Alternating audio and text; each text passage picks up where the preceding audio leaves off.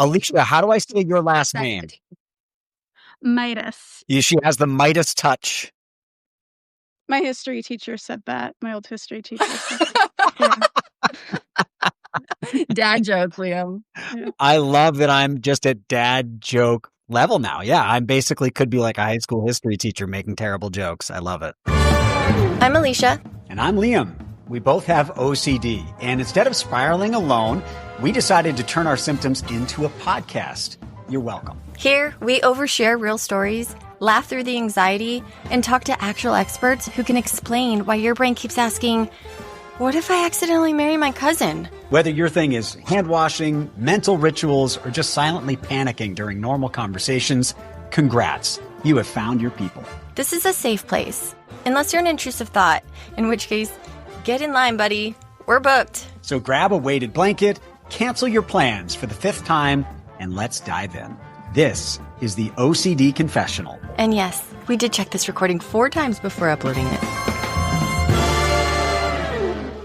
Tell me about Halloween. Okay, so it's Halloween night. I always dread it because it's just so chaotic. It's dark. I worry about my children. Are they going to run off? Will I be able to find them? So every year, it's like the same anxiety leading up to this evening.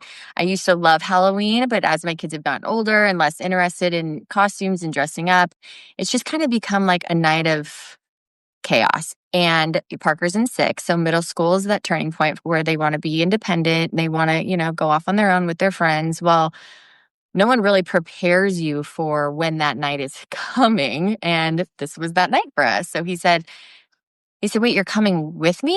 And I was like, wait, you don't want me to come with you? What do you mean? He's like, no. Well, no, Mom. He's like, everyone's just going on their own. And I was like, well, I don't understand that. What do you mean? How far are you going to go? So he has an Apple Watch. He doesn't have social media or anything. He just has a watch with a phone number. So I'm able to get in touch with him. I was like, okay, I guess, if there's a big group of you guys, we'll be here. I can watch him on his watch. Then he's like, can I stay the night at so-and-so's house? And we know this family. So that wasn't an issue. But this house for them was brand new. I said, text me when you get there. Because in my mind, my fabulous mind, I'm thinking his friends are going to leave him. His watch is going to die. And he's going to be wandering the streets. So I'm asking Spence, I'm like, okay, if this happens, and Spencer's like, well, he's a smart boy. He knows our phone number. If his watch, and I'm like, well, who's he going to ask? You ask a complete stranger on Halloween dressed up in a costume? Like what? So it was the worst case scenario for me. From the moment he said, we're going to walk there, I went straight panic mode. But I knew that he was with our neighbor who also had an Apple Watch. So I texted his friend, his best friend, and I said, hey, are you guys there? Are you guys there? And he wrote, almost. I said, can you text me? So now I needed, if my son failed to remember to text me, at least I had backup. And then I just kept blowing him up. I just kept texting him. And I was like, well, where are you now? And are you there? Is the house safe? Like, here I am thinking there's this new house that's like, what if there's a secret hole he falls down? And nobody knows he's missing. And then I was like, well, what if the whole group gets to the house and they forgot, oh, wait, Parker was with us. And they realized that 30 minutes later that he's not around. And so Spence comes out and I was like, we shouldn't have let him go. This was a terrible idea. We're terrible parents. We shouldn't have done this. And he's like, no, what you're doing is not okay right now. And you need to reel it in. And I was like, no, this is all your fault if something happens to him. And so we started looking at it. I know, because in my head, it was like I was convinced something terrible was going to happen because I let him go. And I thought of every single possible irrational thought that could possibly happen to him within a 2-block radius. You lose that sense of, is how I'm acting appropriate? It's new for me. So give myself grace for being a little freaked out that my son is not with me for the first time on Halloween, mixed with, okay, I shouldn't be having all these images of him dead. That is the classic OCD thing, is that your fear of something happening to him is totally valid. And almost every parent would feel that way for the first time their kid is away from them on Halloween. You're sad that he's not going to be with you, that that moment of your life is gone, and he's going and staying at someone's house. It's a few blocks away. That fear is valid and normal. Where we take it to the next level is that we then spend the night with the intrusive thoughts of something happening. We spiral. I've never been able to just let that come in, let it worry a little, and then like go to bed. No chance. Well, that's the cruel thing about OCD is it really robs you of your trust in your own instincts. I'm always second guessing my instinct, my worries, because I never know, is that a rational thing or is that my OCD? When the neurons are firing and the feeling is so real and the thought is so real, how are we supposed to know the difference? No, you're right. It feels so real in that moment. Very tough to distinguish. Well, someone who knows all about that is our guest, influencer Alicia Mitas. She is a film and TV blogger who has also built a following in the OCD community, speaking openly about her lifelong battle with emetophobia and OCD, when she hit rock bottom, and some of her funny confessions along the way. Welcome, Alicia. Alicia, we're so happy you're here to talk to us about emetophobia. That is a fear that I don't think a lot of people are aware of. We're going to explore that with you. We like to break the ice with an obsession confession. So what is something you have done or do as a result of OCD? I do not drink alcohol. I am 23. I do not drink alcohol because I'm scared of it making me sick. Even like a sip of it, I'm scared of like it making me sick. People kind of think like if I tell them I don't drink, they kind of think it's for morality reasons. It's like, no, I'm literally terrified. I will like throw up even from like the smallest sip.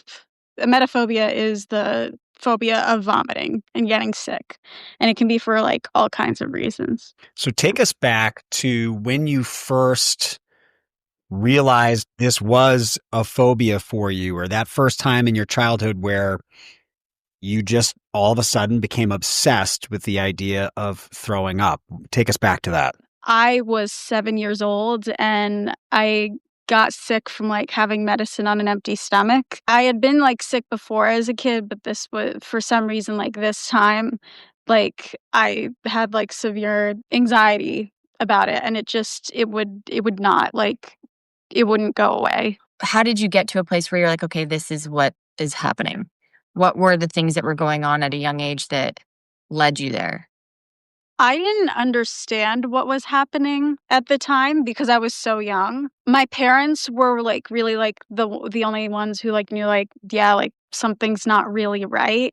And so my story is kind of rare where I got like diagnosed with like, you know, OCD and emetophobia at a young age. So I was in first grade. So I would ask like my teachers questions about being sick, if I looked sick, or like if there were signs that I was going to be sick. Stopped eating a lot, like I was barely eating anything. So my parents knew that like something was not right if I was like obsessing and worrying like this much over vomiting. So they then take you to a therapist, a psychiatrist. What were their next steps? They took me to a therapist who diagnosed me with OCD. I do remember that moment. But I remember it because I was so, like, nonchalant. I was like, "Oh, okay, I'm not gonna, like, you know, have to deal with this for the rest of." I did not think that I would have this for the rest of my life. So, yeah, we started off with CBT and then eventually, like, certain medications. These interventions start. Mhm. Do you get better right away, or do things get worse before they get better?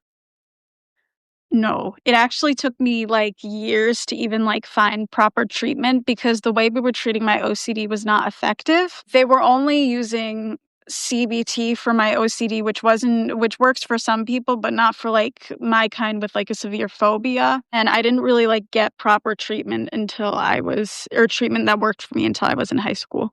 Tell us a little bit about some of those moments for you. You mentioned you don't drink, and that's what a lot of people do in college, and how your fears have impacted your life and self-esteem in those times when you're supposed to be experimenting and going out. And not supposed to be. I shouldn't say that. That's just what people do. And Yeah. how that showed up for you and how that impacted your life then. Were you masking it? No, I couldn't really mask it if I tried. I wrote a personal essay a while ago. It's in my feed. It's in my feed, guys. About just like how OCD basically just stole away like my childhood and young adulthood. I'm sure you guys can relate. We have like our OCD victory stories, but there's also like that grieving point where OCD has taken a lot. And so it took away like my whole social life. I barely socialized. I didn't really like have like a lot of friends. A lot of hangouts in middle school would end with like me calling my mom saying I was scared of throwing up, like come pick me up. I don't want to pry, and so you can tell me if this is too private, but did it affect you romantically? Like, was it hard to Have a find a partner, relationship? be with a partner who could understand, one, what you're going through and be okay with it, and two, I got to imagine even being, close with someone, hugging someone is probably a little bit triggering for you because, oh, what if they have a cold? What if they have the flu? So how did it impact that part of your life? So I was more scared of like judgment regarding like my emetophobia if like a guy wouldn't want to be with me if I had a emetophobia. But let me tell you, I learned like if like a guy is like, attracted to you, he won't really care that much, if that makes sense. I'm gonna give you an example. I'm gonna It's true. I'm gonna give you like an example. I dated like a guy for like a few weeks. He ended up like doing something jerky in the end, so it didn't like last long. But very first date, I was so scared because with my emetophobia, I have like a hard time eating, and especially like eating like in like new situations or like when I'm out or like when I'm away from home. I'm nervous about like eating. And this place was like 20 minutes away, so I was nervous. I had for dinner just a plain bowl of lettuce. That is it. Just lettuce. And he didn't really care. Um, and so yeah, it's it's so It's I like mean, it does. another girl eating a salad on a date. Yep. Did he know prior to going out with you that you had a emetophobia? No, because that's not really like a first date thing for me. Like I did have like one boyfriend like 2 years ago where it like took me like a little while to like tell him. He didn't really care either. It's different with friends, but if I'm like dating, I like to like wait until like I've solidified a connection with that person before talking to them about like my Yeah. OCD or emetophobia. But yeah, I mean, it's affected me like romantically in behaviors, but like I've kind of learned that like also like if you're dating someone who's genuinely like attracted to you and likes you, they don't really care, which is nice. Liam and I saw something on your story, I think it was TikTok, where you shared an experience about getting your hair done and leaving the salon with shampoo in your hair. Tell me about that one. I feel In like we're my due for a defense, the good laugh. shampoo was rinsed out. My hair was just wet. In my Okay. Um, yeah, I have a little bit of a hard time with hair appointments just because I'm scared of like the feeling of like being trapped, if that makes sense. I also, when I go to like professional events, I do most of the time like my own makeup because I don't want people touching my face. I'm scared of germs. And what if they did makeup on someone with the stomach flu? And what if they have a kid with the stomach flu? And just I'm also sensitive to people like touching certain parts of like my face and hair. I'm not kidding. I've had the same hairstylist since I was actually 8 years old. Um, we joke that she will be doing my hair until she's in a walker, and I'm 23 now. She's still doing my hair. It was in sixth grade. It was for like this choir concert I had. My mom said that she had to get something like from like a Walgreens or CVS up the street. I didn't want to be left alone. I begged her. I'm like, please don't leave me alone. Please don't leave me alone. Like, I'm scared. Please don't leave me alone. And so, um, my hairstylist starts like doing my hair and like she washes my hair. She has like shampoo rinsed out. A compulsion I have or had at the time was like asking if I looked sick. I literally asked her, "Do I look sick?" And she said like, "No, like you look fine." And so I said like, "I'm sorry, like I need to go." So my hair was still really wet. My mom was still down the street, and so I literally leave. And by the way, this was in December, so it's freezing outside.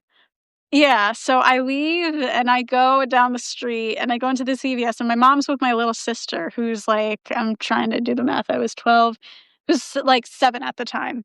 My mom looks at me, she has like this horrified expression on her face. She's like, "What are you doing here?" And I'm like, "Mom, like I was scared. I couldn't like do the appointment like without you there." And so she takes me back and like, I finished getting my hair done, but I was that scared of like throwing up that I, left my hair appointment midway, ran down the street. Was there a moment when you kind of feel like you hit rock bottom and that things have been going up since then and getting better? Was there a rock bottom moment for you? Yeah, this happened when I was, like, away at college. In 2023, it was, like, sophomore year, my OCD started to spiral and get really bad. It started, honestly, like, with the obsession of, like, having, like, a tight feeling in my throat, thinking I was gonna throw up, but then that literally, like, snowballed out of control to the point where I was literally, like, missing so many classes, so many college classes, staying up, like, really, like, late, just scared of throwing up, and I could not even, like, leave my on-campus, like, college apartment. I could not even, like, walk down the street. I literally was, like, missing, like, so many I was going to classes, like, at that point, like, twice a week, and so that was when I really hit rock bottom, and then when I came back from that, I immediately started an IOP, which is Intensive Outpatient Program. Is that where they introduced you to ERP? No, ERP had been introduced to me a while before. I mentioned before that, like, treatment for my OCD hadn't really been, like, effective in, like, my childhood and middle school. I was first introduced to it when I was 15, my first year of high school. It literally changed my whole treatment because this was finally something that, like, over time was working. And ERP is also why I was able to actually, like, go away to college. I think we need a little bit of, like, a refresher for our OCD, like, for treatment, and so, um, when I was, like, in college, like, I wasn't really near, like, the end when like, before things got bad and I had been anxious, I'd been giving into the OCD a lot, and so I think like, more structured exposure, like, is something that I needed again. What do you do when you actually get sick? Because I got to imagine between 7 and 23, you have gotten a stomach bug or two. It's very hard to avoid that entirely. And I would imagine that that almost serves as its own exposure therapy where you're like, okay, that was terrible, but I didn't die. I'm still here. Everything's ultimately okay. So have you actually gotten sick since this phobia started for you? And how did you handle that? So I have not thrown up since I was 11 years old, um, which makes it kind of Lucky funnier. you. Yeah, when I was, like, close to my 10-year streak, I was like, "Come on, I gotta make it 10 years just for the sake of it, just for the sake of saying I made it without throwing up for 10 years." I wonder if it would be good for you to just get a I stomach was bug. just going to ask that. I Let's wonder not what therapist manifest that, maybe guy. well, no, we're not gonna put that out there, but I do that's a great question, Liam. I wonder if just getting sick and throwing up would be helpful to just face it.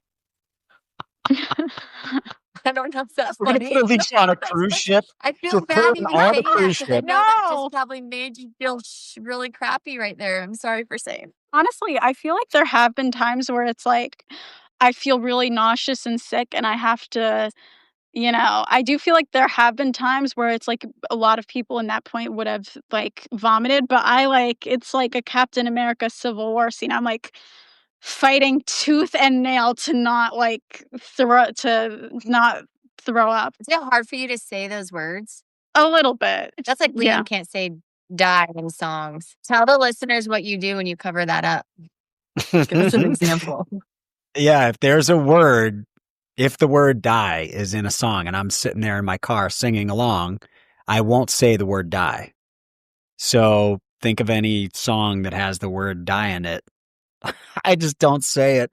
Now I've started to say it, and I notice it when it's in the song. I'll say it, but it's like between die and another word. I'm like, it's like, he's gonna die. Like, in between.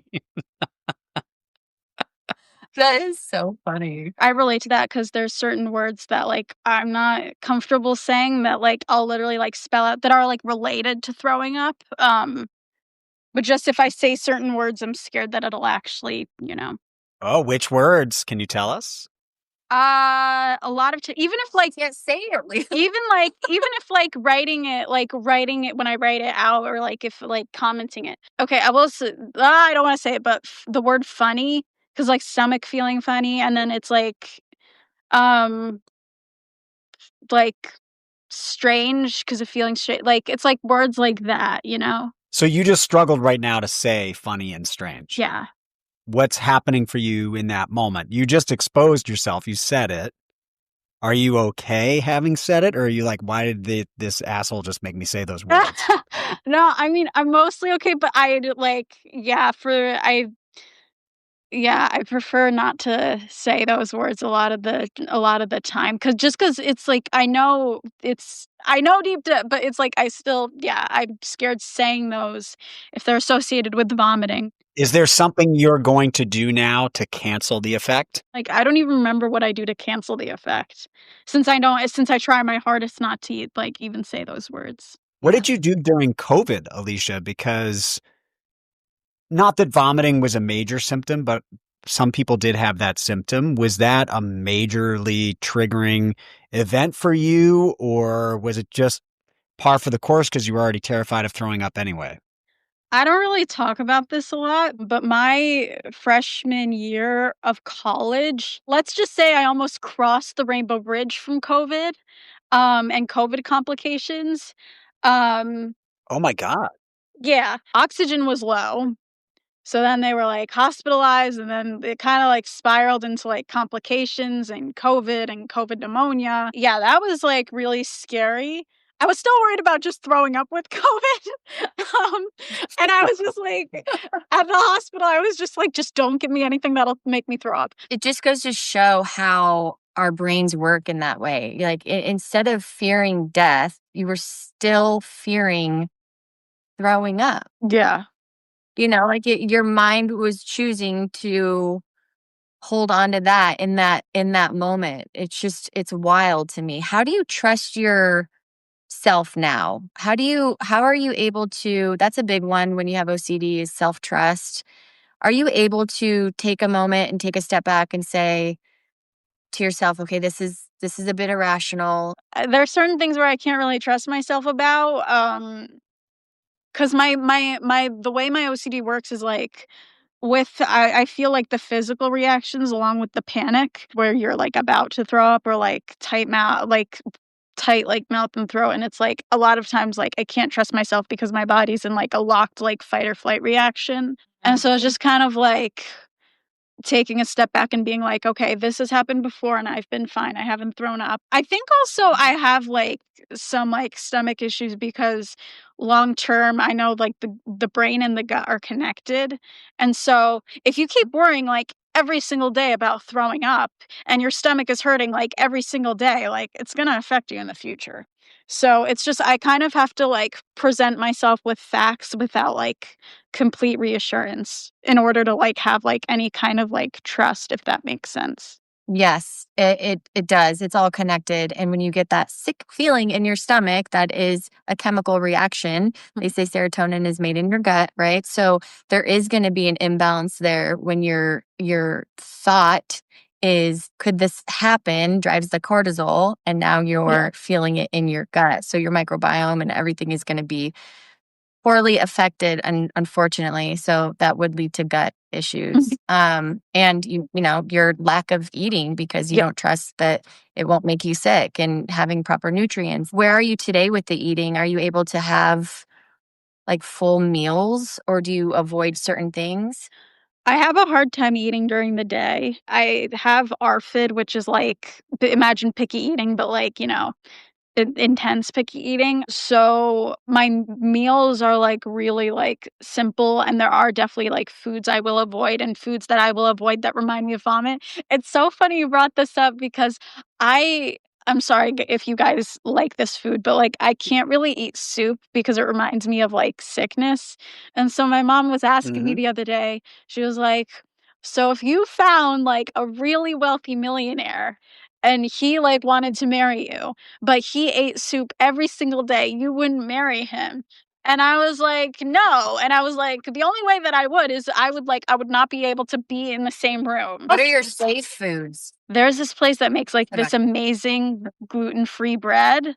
That's a safety food. Cooked potatoes, baby carrots, any like small like vegetable, gluten-free pasta, rice is one. The main protein I do have is like grilled chicken. Are you okay with that menu, or do you feel like you're missing out on life? And should part of your ERP be, let me start introducing some other foods that aren't plain pasta and rice? So that list isn't like everything I eat, and so it's I add rice cakes. yeah.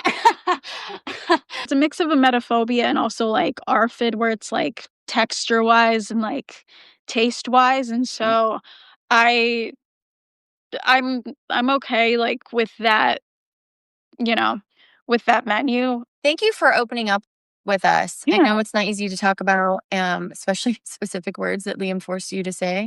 Sorry about that.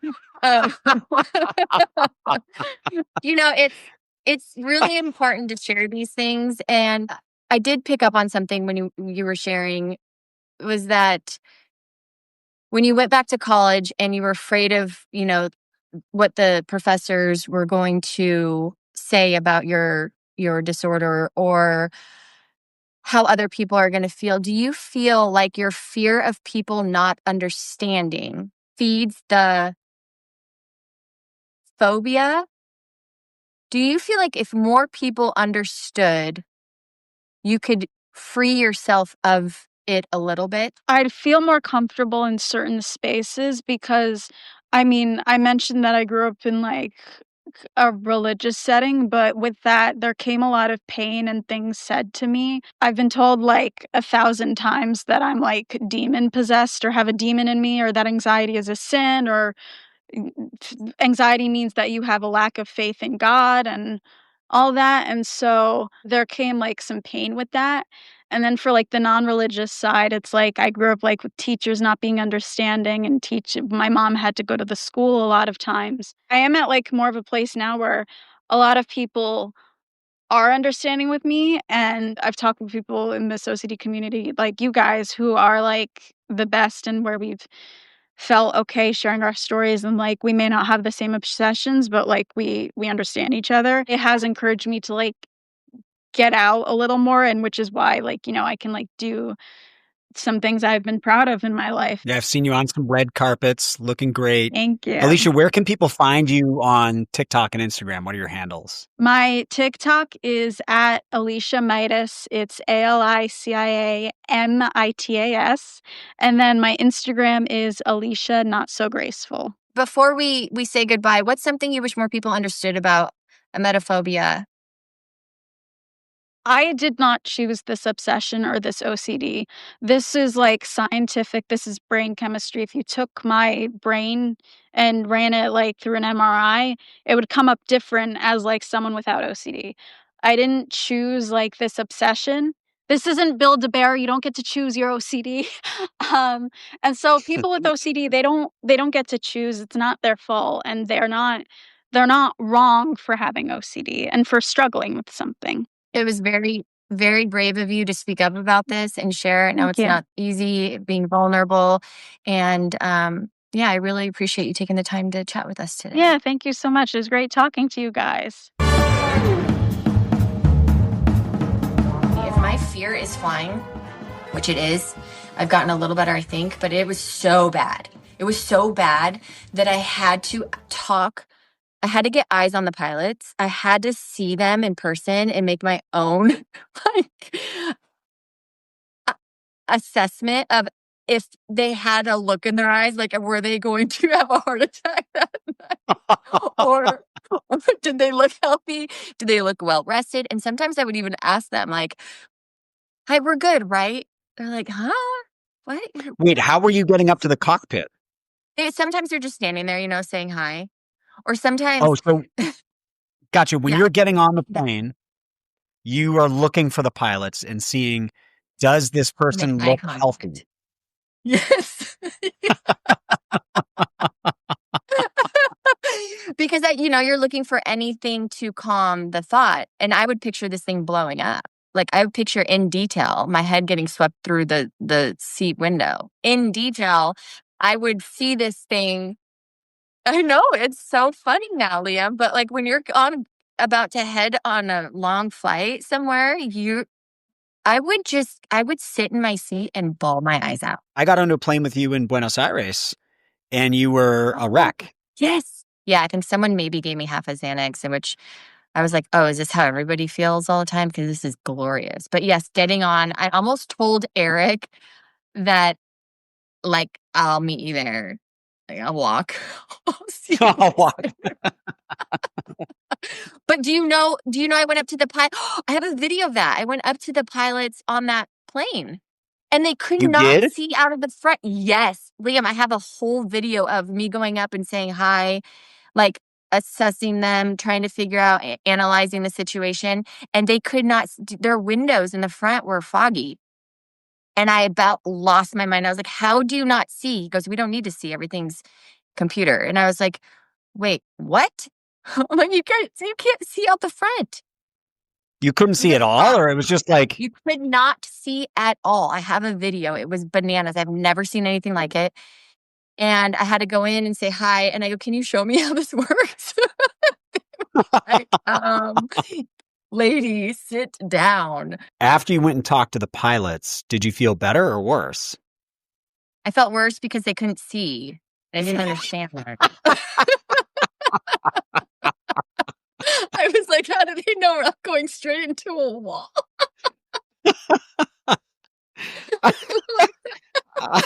I want to see you start to get on planes with like medical equipment, like, and you just start running tests on pilots.